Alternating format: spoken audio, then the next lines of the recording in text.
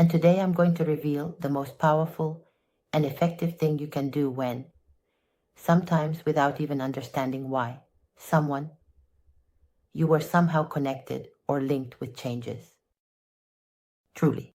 And we have to understand that the moment we are interacting with someone, and I'm obviously referring to a type of relationship, with emotional interest, well, actually, this also applies to other relationships, but in today's video, we are going to focus on that scenario. I want you to truly visualize this as, I don't know if you ever did a school project as a child, which is very common here, where you take 2 yogurt cups and connect them with a string, and it's like a kind of telephone, right? A very rudimentary telephone, right? Very prehistoric. Well, this is really what happens when we start interacting with someone. At the very moment when we interact, the interactions occur both on a physical level and on an energetic level, that is, through thought. The time I spend mulling over this, thinking about this person, all of this is like a kind of flow that occurs between both of us. So I have to understand that obviously a change by either party, whether by that person or by myself, affects the other, obviously. I mean, it has an impact. And that is precisely why when we receive a change from the other that we don't like, that is not what we desire and not what we want, the most powerful thing you can do, and I guarantee it, is to let this cause the least possible change in you. And I'm not referring, mind you, and this part is the most important, I'm not referring only in relation to that person, although of course that part is important. No. Here we are not going to limit ourselves to showing the other person. We are going to go further. I really have to learn to manage control. The situation in relation to myself, because it is there in self-control, in the control of my energy, in my emotional control, in my emotional stability. The adjective used here would be better. Not control anymore, but emotional stability. If I, in the face of a negative impact from the other person, that is, for example, I am getting to know someone and things are going well and I feel that we understand each other. Maybe we've met a couple of times to have a drink. I don't know to what extent we've had physical contact. Let's not go there. It doesn't matter. Even if we haven't formalized anything, things are going. And suddenly this person changes, either becomes very distant or I don't hear from them at all. What normally happens to me?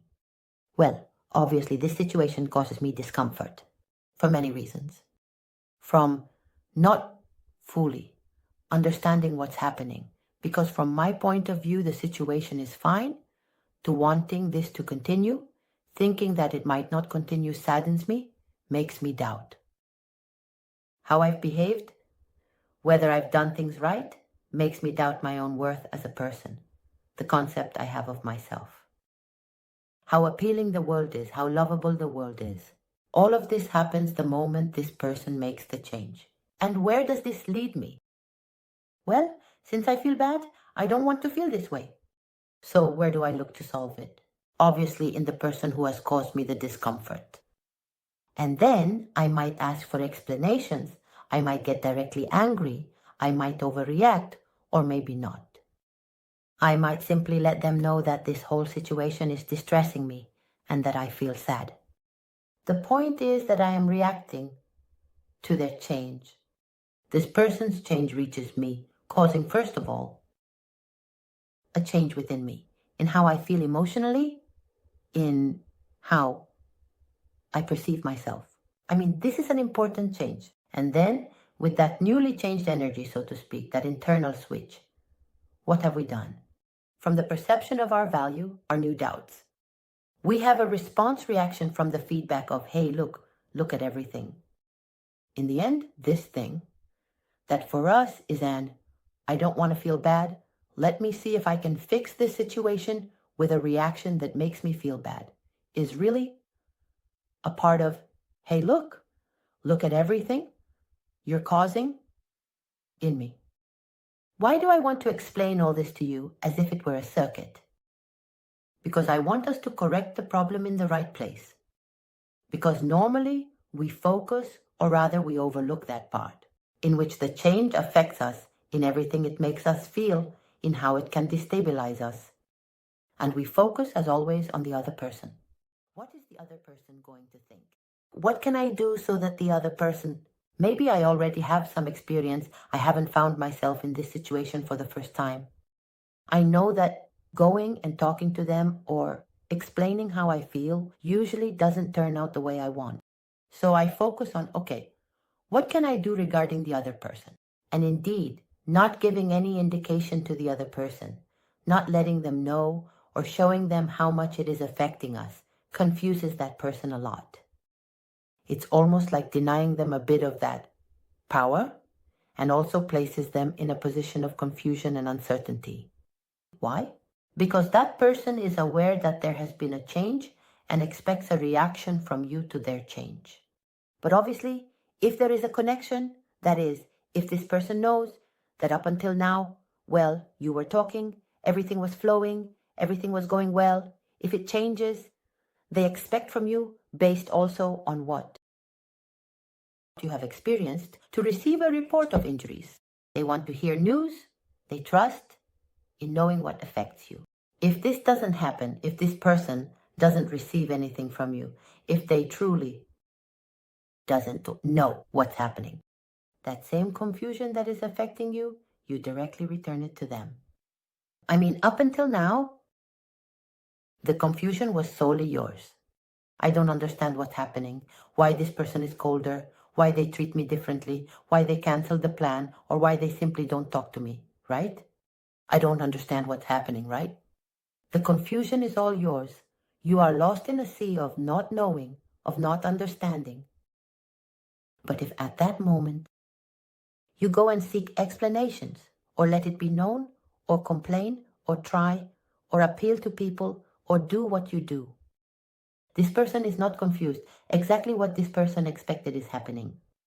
A reaction from your side. Now, if nothing comes from you, suddenly that confusion you have is automatically shared with the other person, who is left thinking, what's going on here? But let's see.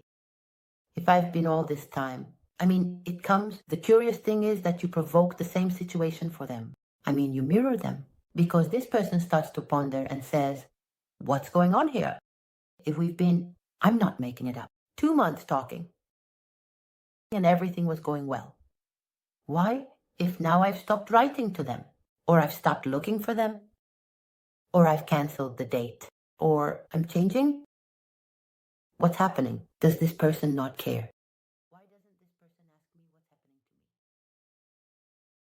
And automatically, those doubts about how we've done things, doubts about the person's worth, doubts about how lovable and attractive I am, all of that you're experiencing at the very moment you break this part here. And you don't give them the injury report, you don't give any feedback, you leave this person completely in the dark. Well, believe me, curiously enough, although it might sound like a joke to say, but yes, why am I not reacting? Because it's you who has made a change out of the blue without me having done anything, and which I don't understand. But this person, not receiving the report, thinks all of that. In other words, the same question arises, the same confusion arises, and if at some point they felt they had some control or power over the situation, they stop feeling it. Because the person who might withdraw or change or cool off, if they see a reaction from you, they also know that the ball is in their court, that they are the one who decides if this will continue or not. They are the one who is doubting, but if they don't receive a part of the choice, that's not the case. That person doesn't know if at the same moment you noticed the change, you also decided on your part that this ends here. They don't know. Why? Because they don't have information. What they have are, just like you, doubts. So, this person really doesn't feel any kind of power or control. The person who withdraws and is called back, or who knows that you are having a hard time, or who sees that you want to understand what is happening, or that this affects you, or to whom you tell how badly they have hurt you and you scold them and feel satisfied thinking, you had to hear it. Yes, they hear it. But do you know what else they hear? Do you know what they read between the lines? Okay, this person is affected. Just as I imagined, it affects them. And why does it affect them? Because they care about me. And if they care about me, if tomorrow I want to, I know I can come back. Maybe that's not the case. Maybe you are a person with incredible boundaries, and when the person comes back, you put a stop to it. But initially, this person indeed feels important, feels that they have a certain degree of power over you. They feel that in the end, and especially their ego, their dear ego, leaves very calmly. Because they know that indeed, if they are not with you, it's because this person didn't want to be. But if you don't give that part, if you don't provide that information, even if this person is the one who let it be, who changed, I swear their ego won't leave calmly. Precisely because of what I just explained to you. Because they don't understand what's happening. The hypotheses they might ponder include that a part of you didn't care at all, that it didn't affect you at all, that this person withdrew. And that's why, unlike when you go, seek and ask, their ego isn't calm, it doesn't leave relaxed thinking, this person doesn't need me at all. So, for everything we've explained, as you can see, how wonderful it is to execute this part. Meaning, I don't give you that information. It's fantastic, isn't it? I mean, it practically positions us again on equal footing, completely. And there are many chances that precisely because that ego isn't repaired, precisely because this person doesn't understand what's happening, curiosity doesn't give them peace, we hear from the person again. On their own, they come back looking for us. But why does this, which is so wonderful, sometimes not work out completely? As we expect. Well, I can guarantee you that I have more than proven where the problem lies. And do you know where the problem is? That is to say, yes. This part is the same, which is complicated. Mind you, it's not easy.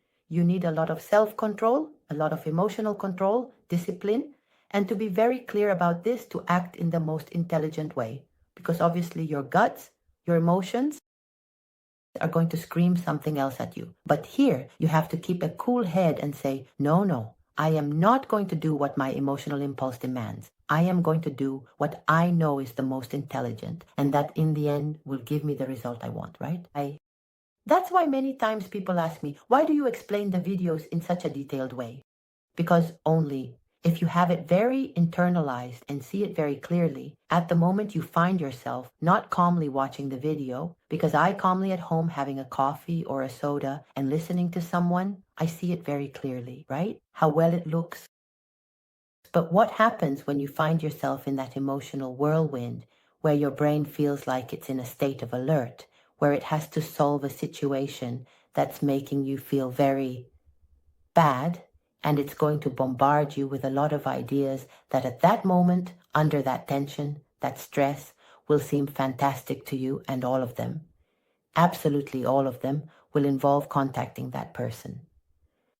So if you don't have this very well ingrained, and you see it very clearly, it's very complicated to resist all those. That's why I like that this isn't about do it because I tell you to. No, you are intelligent and you are a person who knows how to reach your own conclusions. So I explained to you why this is so effective. But as I say, for it to be truly effective, or what sometimes fails, sometimes not even, but there are times it really happens. And here, I'm going to enter a world of somewhat less demonstrable hypotheses, but I've observed it so much that I don't care. If you want, you can believe me, and if not, I don't mind, but I convey it to you so that you have it. Here I have observed that especially with greater intensity in the connection in terms of thought, that is, if, for example, with someone, to be clear, we haven't shared as much, this has been something more physical than anything else. We haven't really gotten to know each other that well. We haven't thought much about this person, nor have we felt in any way that this person has been so involved with us. Probably. This part is sufficient. Why? Because this connection has remained on a more physical and superficial level, and then the mere fact that this person does not receive the injury report is enough for their curiosity and ego to seek us out. But if we have become more intimate, on a more emotional level, there has been a stronger exchange of energy. And this, even if we don't report it, leads us to a very unbalanced, very anxious state. We feel very bad about ourselves. We are not able to give ourselves the right speech, but instead, we fall into absolute pessimism. And we are also in an anxiety of wanting to hear news. That is to say, yes, I resist, because I resist not contacting you. But I am not myself. The anxiety eats me up. I am in a state of unrest, checking and praying to the universe because I need you and because I want to hear from you. That energy sometimes reaches. That energy is felt by the other person. It's like, I know this person hasn't given me any news, and yes, there are doubts, but something inside me tells me that they are having a hard time, that they want to hear from me. Something tells me that I could go back with my eyes closed. It's our intuition. Our intuition is not limited to us. It gives us external information. Just as sometimes it gives us favorable information like, I don't know, something tells me that I matter to this person. It also sometimes gives us information that we don't want the other person to receive. And as I say, anxious energy, an energy that is very dense, is very heavy, and somehow pushes people away and allows us to act, right? Our energy is truly there, blocking. So that's why I encourage you to understand this circuit. And I don't know where the obstacle is here, okay? That this person has changed, okay? At first, it's normal for it to shock you, to hurt you. That this person might have left and you don't understand why, okay? Well, this is when it's truly time to gather strength and show yourself that if you've been working on self-love for a while, self-love is proven especially in moments like these. That's when the real test comes. I'm going to prove to myself that I truly love myself. And how am I going to prove it to myself? By trusting. First, trusting in who I am.